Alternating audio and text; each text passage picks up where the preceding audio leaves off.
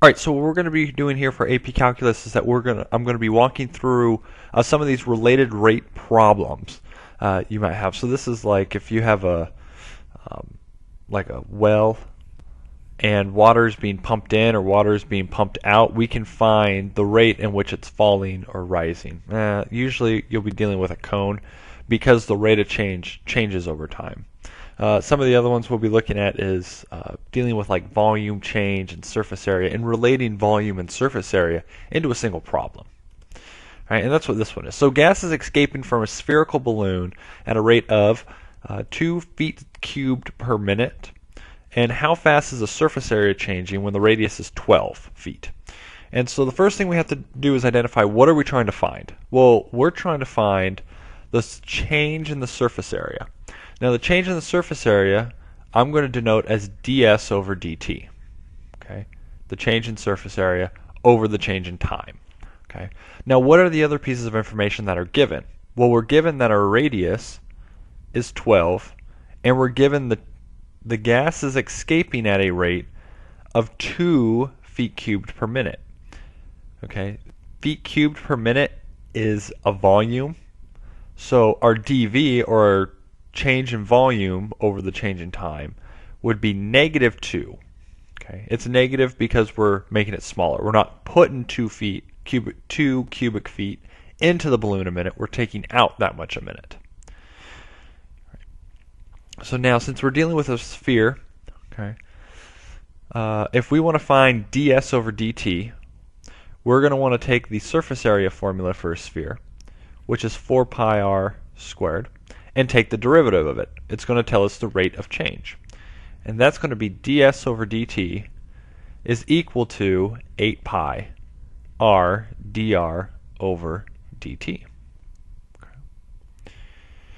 And now as we see here, we don't know what dr over dt is. We don't have enough information right now to find that. Well, because of that, we've got to use another equation. And for that, we're going to be using volume because we're given the volume and we're given r. So this r will go in for that r when we finally solve this through. But we have to find what dr over dt is. And another way of finding that is finding it with volume. So the volume formula for a sphere is 4/3 pi r cubed. Now we're going to try to find the rate of change, which would be the derivative of that, dv over dt. We dropped the 3, which gets rid of this 3, which gets us 4 pi r squared. Look at that. Looks like the surface area formula. But now we're multiplying it by dr over dt. Okay. And now we're going to take the dv over dt, plug it in for dv over dt, and plug the r in. Okay. And so we'll have -2 is equal to 4 pi times 144 dr over dt. And now we're going to solve for dr over dt. And that gets us dr over dt is equal to a -1 over 288 pi. Okay. And all we did was we just moved that to the other side by dividing. And then I simplified. Now this dr over dt is going to be plugged in there. And then this 12 is going to be plugged in for the r. And then all we're going to do is we're just going to solve it. ds over dt is equal to 8 pi times 12 times -1 over 288 pi. And now as you multiply it together, 288.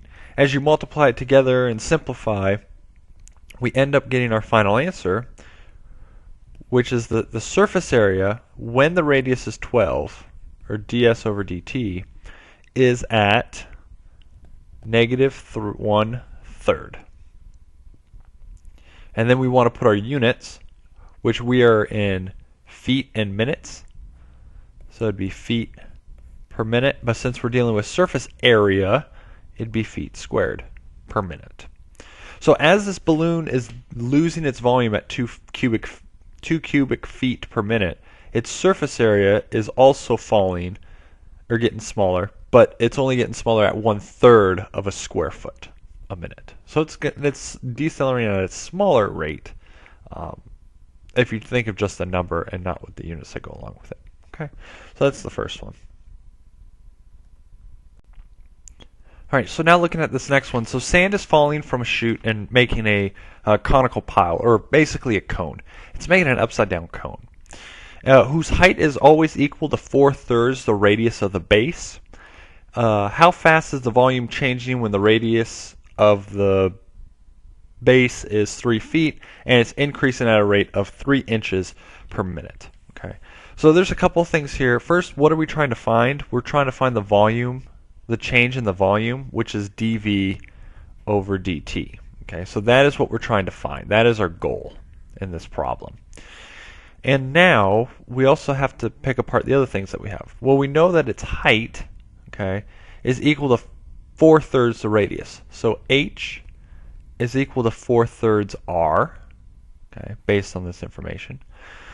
We know that the radius is 3 feet, so r is going to be 3 feet.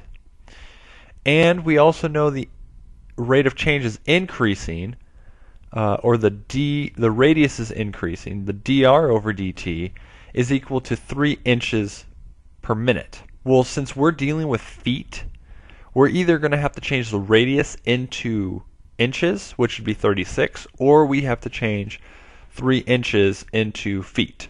And 3 inches is actually 1/4 of a foot.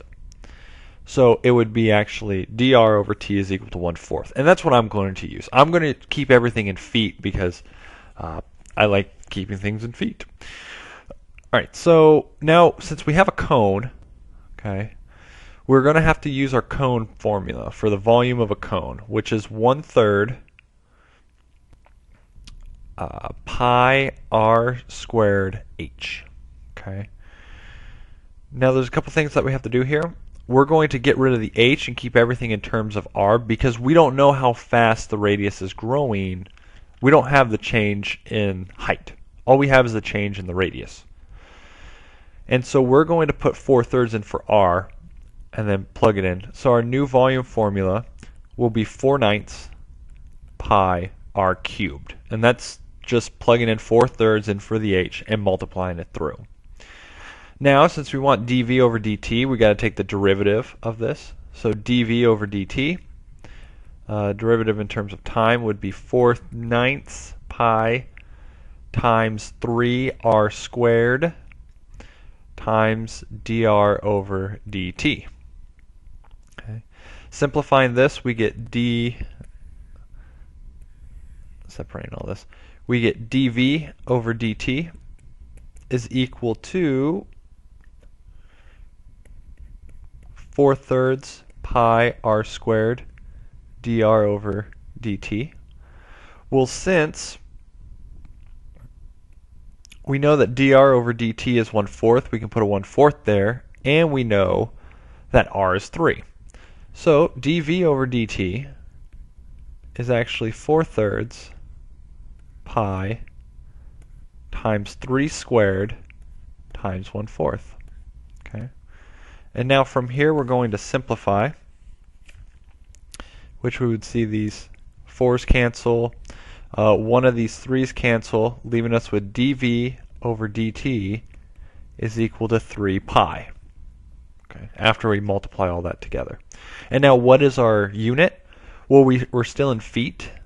Okay, we're in volume, so it'd be feet cubed per, and then the minutes is our time.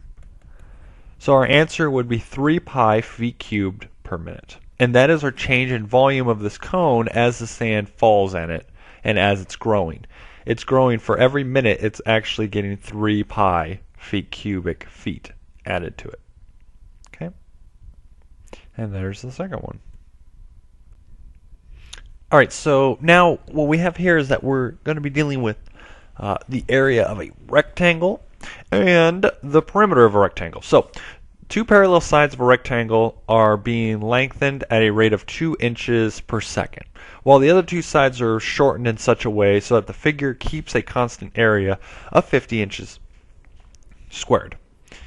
what is the rate of change of the perimeter when the length is increasing, or the length that is increasing, or the side that is increasing, is at 5 inches?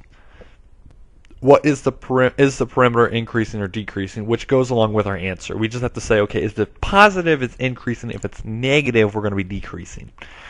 All right, so the first thing that we have here is that we have a rectangle. Rectangle, length L, width W.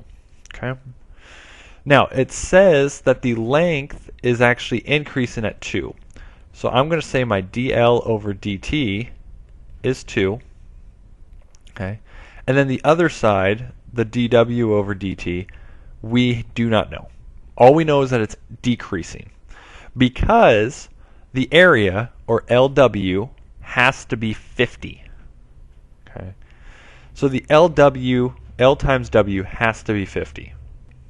All right. Now, for us to find what the W is, okay, we're going to